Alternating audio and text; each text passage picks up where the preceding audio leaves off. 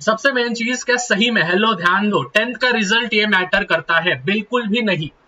अगर आपके आजू बाजू वाले दीदी भैया बाबू सोना जादू टोना नातेवाईक इकडचे तिकडचे आजूचे बाजूचे वरचे खालचे मागचे पुढचे कोणी पण जर तुम्हाला सांगत असेल की 10वी फार महत्वाची आहे, 10वीवरच तुझा करिअर डिपेंडेंट असणार आहे आणि 10वी तुझं काही झालं नाही तर जीवनात तुझं काही होणार नाही, सुनो मत, सुनो मत। अगर घर वाले भी ऐसे ताने दे रहे हैं कि 10वीं में कुछ नहीं कर पाया तो 11th-12th में तू क्या करेगा, नमूना है तू, बोझ है तू, ये है तू, वो है, सुनो मत।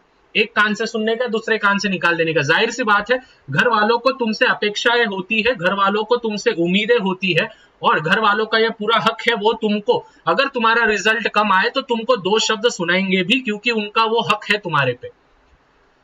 ये चीजें प्लीज ध्यान में रखना है, सुन लेने का। देखो स्टूडेंट्स, 8-10 दिन के बाद अपने आप, मैं बोल रहा हूं ना तुमको, 8-10 दिन के बाद अपने आप